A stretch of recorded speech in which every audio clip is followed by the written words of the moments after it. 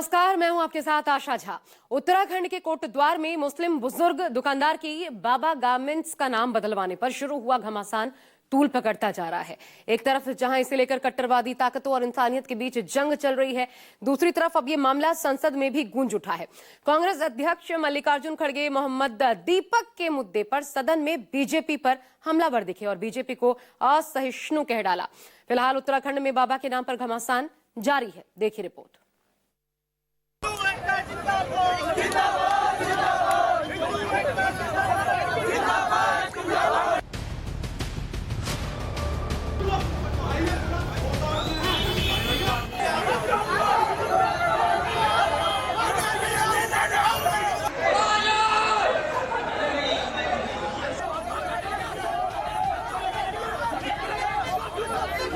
देखो ताऊ जी, ये बाबा नाम हटाओ आप, या तो बाबा बन जाओ। जहर भरी इस धमकी को सुना आपने? इसको ड्रेस कटरी जो भी लिखवाना पर ये बाबा हटाओ, बाबा हटाओ। ये कट्टरवादी ताकतों की आवाज है। पर ये बाबा हटाओ, बाबा हटाओ। हमारे सिद्ध बाबा हैं, हमें उससे मतलब नहीं है। इनका टारगेट सेट है, नाम बदलवाओ, सियासत चमकाओ। बाबा सुपर इश्यूज वगैरह क्या है? वो सब हिंदू की दुकान है। मुसलमान क्या हो गया? मुसलमान नहीं, ये बात सुनो ना, बाबा क्या पहचान से कीजिए, क्या पहचान से? अपने पहचान से कीजिए आप। ये तुम्हारी पहचान है क्या? हिंदू मुसलमान कराओ और समाज में वैमनस्यता फैलाओ। मत करना, जो नाम है तुम्हारा वो नाम रखो। ठीक है। आपका नाम क्या भैया? अपना नाम। मेरा नाम मोहम्मद दीपक है भाई। लेकिन धर्म के ठेकेदार इंसानियत को नहीं मिटा सकते।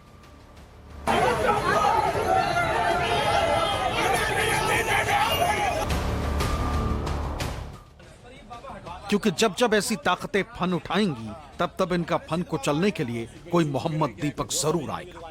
उत्तराखंड के कोटद्वार के रहने वाले जिम ट्रेनर दीपक कुमार भी निडर होकर कट्टरवादी ताकतों से भिड़ गए और ये साबित कर दिया कि जब तक उन जैसे लोग इस समाज में हैं, तब तक हिंदुस्तान में कोई धर्म के नाम पर नफरती बीज नहीं बो पाएगा।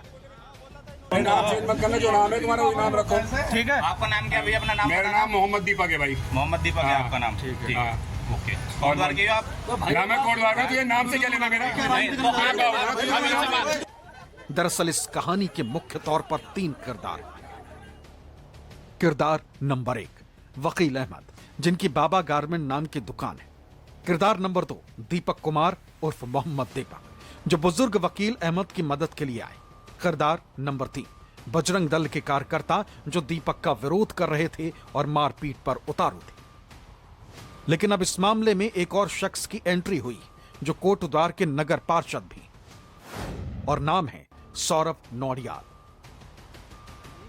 दरअसल नगर पार्षद सौरभ नौडियाल 31 जनवरी शनिवार के रोज उस वक्त उस जगह पर मौजूद थे जब दूसरे जिलों से आकर बजरंग दल के 150 से ज्यादा कार्यकर्ताओं ने कोटद्वार में हंगामा मचाया था। जिम ट्रेनर दीपक कुमार पर हमला करने की कोशिश की थी, गालियां दी थी और मारपीट पर उतारू थे। हालांकि सौरभ का किसी एफआईआर में नाम नहीं है और अब वो आरोप लगा रहे हैं कि जब हिंदू संगठन की तरफ से 4 महीने पहले ही बाबा गारमेंट के वकील अहमद को नाम बदलने को कहा गया था, तब उन्होंने पुलिस से शिकायत क्यों नहीं की। इसमें अगर किसी का सबसे बड़ा रोल है इस वाद विवाद को बढ़ाने में, तो सबसे पहले तो इस बाबा गारमेंट्स वाले के ऊपर मुकदमा दर्ज होना चाहिए। मैं इसलिए कहना चाह रहा हूं कि वो खुद देखो, आप जो भी हमारा नेशनल मीडिया आ रहा है उसमें वो लगातार कह रहे हैं कि ये 4 महीने पहले मेरी दुकान में आए थे। मैं ये कहना चाहता हूँ, या तो उनको 4 महीने पहले बजरंग दल को ये वादा नहीं करना चाहिए था कि हम दुकान का नाम चेंज कर देंगे, या फिर अगर इन्होंने वादा किया था तो इन्हें नाम बदलना चाहिए था। और अगर इन्हें ये लग रहा था कि ये मुझे धमका के गए तो पुलिस में तहरीर देनी चाहिए थी। इनमें से इन्होंने वादा कर दिया लेकिन इन्होंने तहरीर नहीं दी। तो उस दिन आप लोग पहुंचे? मैं नहीं था। अच्छा, आप नहीं? हम तो खाली 31 को आए थे, वीडियो में दिख रहे थे। हाँ, उसी जाहिर है वकील अहमद को पहली बार ही पुलिस से इन कट्टरवादी ताकतों के खिलाफ शिकायत करना चाहिए थी। लेकिन सवाल यह है कि वकील अहमद की दुकान का नाम बदलवाने की ख्वाहिश रखने वाले धर्म के ये ठेकेदार आखिर होते कौन है? आखिर क्यों इनके दबाव में आकर वकील अहमद को अपनी दुकान का नाम बदलवाना चाहिए? खैर, कोई विवाद के हालात ना बने, वकील अहमद ने जब अपनी दुकान शिफ्ट की तो बोर्ड पर अपने बेटे शोएब अहमद का नाम डलवा दिया, जिसकी गवाही ये तस्वीरें दे रही हैं। बावजूद इसके धर्म के ये ठेकेदार 26 जनवरी को दोबारा बाबा गारमेंट पर पहुंचकर हंगामा करते हैं, उन्हें नाम बदलने के लिए धमकाते हैं। स्कूल ड्रेस कटरी जो भी लिखवाना है, पर ये बाबा हटवा बाबा हटवाओ भी है। सौरभ कह रहे हैं कि बाबा नाम का जिक्र इस्लाम में कहीं नहीं मिलता। कोटद्वार में बाबा को उनके सिद्ध बली बाबा से ही जोड़ा जाता है। देखो, अगर किसी मोमडन कोई व्यक्ति है, कोई मुस्लिम व्यक्ति है, वो अपने नाम पे करे ना काम, हमें कोई आपत्ति थोड़ी है भाई साहब। वो अगर असलम है तो असलम रहने की कोई आपत्ति नहीं नहीं है। है, कोई दिक्कत नहीं है। मैं अगर मेरा नाम माना असलम है तो मैं असलम गारमेंट्स रखूं या असलम किराना स्टोर रखूं या असलम जूस सेंटर रखूं। क्योंकि उनका कहना था कि बाबा जो है एक बच्चे का शायद नाम होता है, जैसे बच्चे को बोलते थे, इसलिए बाबा रखा। जैसे हमने उनसे बात करी भाई जी देखो, हम तो कोटद्वार में मानते हैं सिद्ध वली बाबा को, तो हम तो बाबा उसी शब्द से उसका तात्पर्य लेते हैं। हमारे यहाँ केदार बाबा है, हमारे भाई कुरान में तो कहीं लिखा नहीं है ना बाबा शब्द। अजीब बात है भाई, क्या बाबा शब्द पर सिर्फ हिंदुओं का ही कॉपीराइट है? मुसलमान लोग बाबा शब्द का इस्तेमाल नहीं कर सकते। बुजुर्ग दुकानदार वकील अहमद, जो दुकान पिछले 30 साल से कोटद्वार में चला रहे हैं, उन्होंने क्यों अपनी दुकान का नाम बाबा रखा, अब आप वो भी जान लीजिए। बाबा शब्द हटा लो, तो बाबा से क्या आपत्ति थी? अब ये तो मुझे क्या कह सकता हूँ, ये तो नहीं पता होगा क्या आपत्ति थी। तो ये जो बाबा शब्द है ये क्यों रखा गया, ये आप लोगों को तो बताया होगा ना। हमारे पिताजी मेरे को बचपन में बाबा बाबा बोल के पुकारते थे। हाँ। तो उनका मेन रीजन यही था कि बाबा के नाम से। हाँ। तब तो ये मेरा, मुझे बचपन में बाबा बाबा बोलते जब मैं 1-1.5 साल का था। हाँ। तो जब ये होता कि भाई बच्चे के नाम पे, फिर उन्हें ये भी होता था कि अच्छा नाम है, बड़ा नाम है, सिंपल नाम है, मतलब कोई भी ले सकता है। तो ये सुना आपने, शोएब बता रहे हैं कि बचपन में उनके पिता उन्हें बाबा कहकर पुकारते थे और इसलिए उन्होंने दुकान का नाम बाबा रखा। वकील अहमद की दुकान का नाम बाबा होना कोटद्वार के सिद्ध बली बाबा से कोई जुड़ाव नहीं रखता, लेकिन धर्म के इन ठेकेदारों को तो हिंदू मुसलमान करना है, धर्म के नाम पर अपनी सियासत चमकाना है। तभी तो वो दीपक कुमार पर कांग्रेसी विचारधारा का होने का आरोप लगा रहे हैं। सुनो, वो कांग्रेसियों के हीरो हैं, वो देश विरोधी ताकतों के हीरो हैं, और वो एक विशेष समुदाय जिसे बार बार कहा जाता है कि प्रताड़ित किया जाता है, उस समुदाय के हीरो है, हमारे हीरो नहीं है। पहले दीपक भाई उम्र में हमसे बड़े हैं, ठीक है ना। 2012 से मैं उन्हें देख रहा हूँ, विजय भाई को देख रहा हूँ छात्र राजनीति से, ये सब NSUI में रहे हैं, ठीक है ना। पिछले अभी आपने एक फोटो सुरेंद्र सिंह नेगी जी के साथ देखा होगा इनका, ये तो सब कांग्रेसी विचारधारा के लोग हैं। धर्म के ये ठेकेदार बातें भले ही बड़ी बड़ी करें, धर्मनिरपेक्षता और सौहार्द की कितनी भी डींगे हाँके, लेकिन मुसलमानों के लिए इनके मन में कितना प्रेम और लगाव है वो आप सौरभ नौडियाल के इस बयान से समझ सकते हैं। देखिए सुनिए, अगर वो मोहम्मद दीपक से दीपक कुमार बन जाते हैं, अभी तो मोहम्मद दीपक है, अगर वो दीपक कुमार बन जाते हैं तो हमें कोई दिक्कत नहीं है। तो अगर सुनो, बिल्कुल साथ है। अगर वो मोहम्मद दीपक ही रहते हैं तो हम उनके साथ नहीं है। बताया जा रहा है कि बाबा गारमेंट की दुकान पर 26 जनवरी को हुआ विवाद उसी दिन शांत हो गया था। आज जितना भी यहाँ पे नेशनल मीडिया आ रहा है, ब्लॉगर आ रहे हैं ना, ये इसकी जड़ पर नहीं जा रहे हैं। अच्छा। ये मामला 26 जनवरी का था, 31 को बिगड़ा है। इस 4 दिन में क्या हुआ, इसकी जड़ में कोई नहीं जा रहा है। 26 को मामला हुआ था, 26 को ही आपसी में बैठ के बात खत्म हो चुकी थी। दोनों का माफीनामा हो चुका था, दोनों का माफीनामा हो चुका था, दोनों पक्षों को माफीनामा हो चुका था। थाने में बैठ के दोनों ने माफी मांग ली थी, बात दब चुकी थी। ये बात बढ़ी है जब ब्लॉगर्स आए, बाहर की मीडिया आई। 31 जनवरी को बजरंग दल के लोगों ने न सिर्फ हंगामा मचाया, बल्कि उनमें से कुछ ने तो दीपक कुमार के जिम के अंदर घुसकर भी उत्पात मचाया था। उनके परिवार के लोगों के लिए अपशब्द कहे थे। बात 31 तारीख की, 31 तारीख से पहले उन्होंने कुछ मैसेज डाला था उस पर इंस्टाग्राम पर, तो उस मैसेज के द्वारा वो यहाँ पर आए हैं और उन्होंने यहाँ पर आकर 150-200 लड़कों ने बड़ा आतंक मचाया कोटद्वार में। बड़ा उन्होंने बवाल मचाया, काफ़ी घंटे तक घूमते रहे, गाली गलौज करते रहे। वो जिम तक आए थे? हाँ, जिम के नीचे तक आए थे, फिर थोड़े से कुछ लोग ऊपर भी आए थे। आप थे यहाँ? मैं नहीं था, मैं फिर नीचे चला गया था उनका सामना करने के लिए, तो पुलिस ने उठाकर मेरे को पैक कर दिया था। फिर पैक करने के बाद तब ऊपर आए थे वो। यानी आप सीधा उनसे भिड़ गए, आप नहीं डरे उनसे? नहीं डरा मैं। क्या कह रहे थे और आप क्या कह रहे थे उनसे? असल में भिड़ने का रीज़न भी ये था क्योंकि वो गालियाँ बहुत दे रहे थे मेरे को, मेरी माँ को, मेरी बहन को, मेरी फैमिली को लेकर बहुत गाली दे रहे थे। तो मुझसे रहा नहीं गया और मैं नीचे जाकर उनसे भिड़ गया। मैंने नहीं देखा कि मैं अकेला हूँ, वो 150-200 हैं। मेरे को जो कर ठीक लगा मैंने वो किया।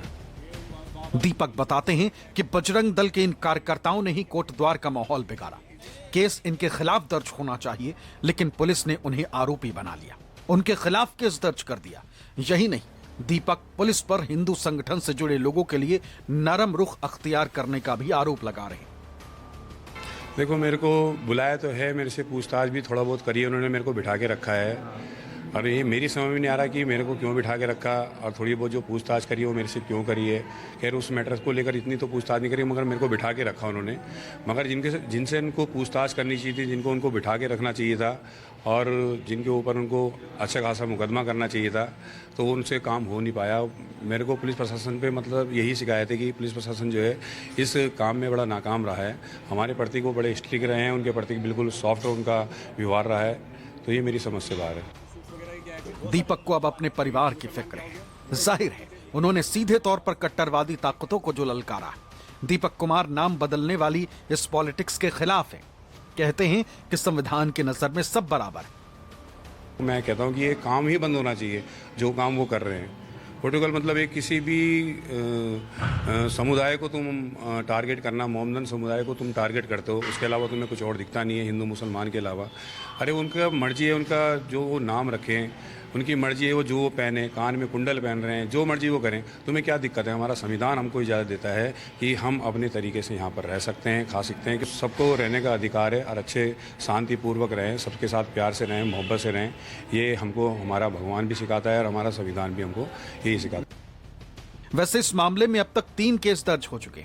एक एफआईआर दुकान मालिक वकील अहमद की तरफ से की गई है, एक एफआईआर दीपक और उनके दोस्त विजय रावत के खिलाफ हुई है, तो तीसरी बजरंग दल के प्रदर्शनकारी कार्यकर्ताओं के खिलाफ, दीपक और विजय के खिलाफ। बीएनएस की धारा 115(2) स्वेच्छा से किसी दूसरे को चोट पहुंचाना, बीएनएस की धारा 191(1) 5 से ज्यादा लोगों का कानून के विरुद्ध काम करना, बल प्रयोग करना, बीएनएस की धारा 351(3) दोषी होने पर 2 वर्ष तक की कारावास की सजा और जुर्माना, बीएनएस की धारा 352 जानबूझकर अपमान करने के मामले से संबंधित धाराओं में केस दर्ज किया गया है।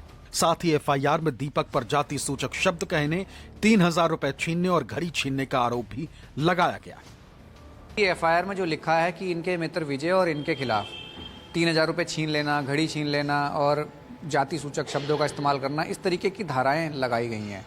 तो मैं ये दिखाना चाह रहा हूँ कि ये जो जिम है ना, ये जिम चलाते हैं और ये जिम रेंटेड है और इनके मालिक हैं। और आप इनको देख लीजिए ज़रा थोड़ा सा, दीपक को आप इनकी, ये लगता है कि इस तरीके से आपको 3000 छीन लेंगे। ये जो सारी चीज़ें छीनने आ रही हैं जाति सूचक शब्द, तो ये लगता है कि आपको इतनी ज़रूरत थी पैसों की, आपने छीन लिए और पुलिस ने मामला भी दर्ज कर लिया। देखो, हर इंसान की अपनी अलग अलग सोच है।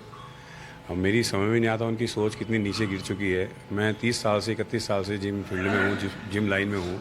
मेरा जन्म खुद यहीं का ही है, तो 3000 रुपये छीनने का तो कहीं से कहीं तक मतलब नहीं बनता। ये जो भी इन्होंने मतलब मेरे पे इल्जाम जो लगाए हैं वो बिल्कुल गलत हैं। पुलिस ने भले ही 3 एफआईआर दर्ज कर ली हो, लेकिन पुलिस के एक्शन की चाल शायद कछुए की गति से भी धीमी है, क्योंकि पुलिस ने अब तक इस मामले में कोई गिरफ्तारी नहीं की।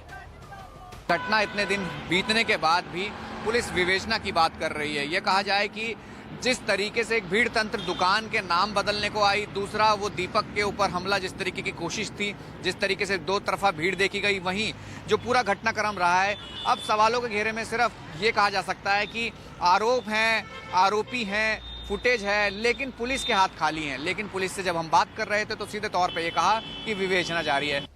ऐसे में सवाल यह है कि इतने दिन बीतने के बाद अभी तक क्यों कोई गिरफ्तारी नहीं की गई? आखिर पुलिस जांच की रफ्तार इतनी धीमी क्यों है? जिम ट्रेनर दीपक पर हमले की कोशिश करने वाले अब तक क्यों फरार हैं? अब तक पुलिस ने किसी भी बजरंग दल के कार्यकर्ता को अरेस्ट क्यों नहीं किया? क्या राजनीतिक दबाव के चलते अभी तक कोई गिरफ्तारी नहीं हुई? क्या पुलिस अब भी वीडियो के जरिए पहचान करने में लगी? वैसे कोटद्वार के मोहम्मद दीपक का मामला अब देश के संसद में भी गूंजा। कांग्रेस के राष्ट्रीय अध्यक्ष मल्लिकार्जुन खड़गे ने इंसानियत के मिसाल बन चुके दीपक कुमार के मुद्दे को संसद में उठाते हुए बीजेपी पर वार किया। कहा कि बीजेपी में सहिष्णुता नहीं है, तभी तो इंसानियत की रक्षा करने वाले को बीजेपी के लोग धमकाते और मारते हैं, उस पर केस दर्ज होता है। हाल में उत्तराखंड में, आप नजदीक है, तो बीजेपी सरकार ने एक दीपक, जिन्हें अपना नाम मोहम्मद दीपक रख लिया था, एक मुकदमा दर्ज करा दिया, जो सद्भावना की रक्षा के लिए खड़ा हुआ था। जब रक्षक की भक्षक बन जाएगा, रक्षक की भक्षक बने, तो आम आदमी रक्षा कहा, आम आदमी को रक्षा कहाँ है? एक आदमी झगड़ा सुलझाने के लिए, उनको जब कुछ समाधान करने के लिए जाते हैं, उसी को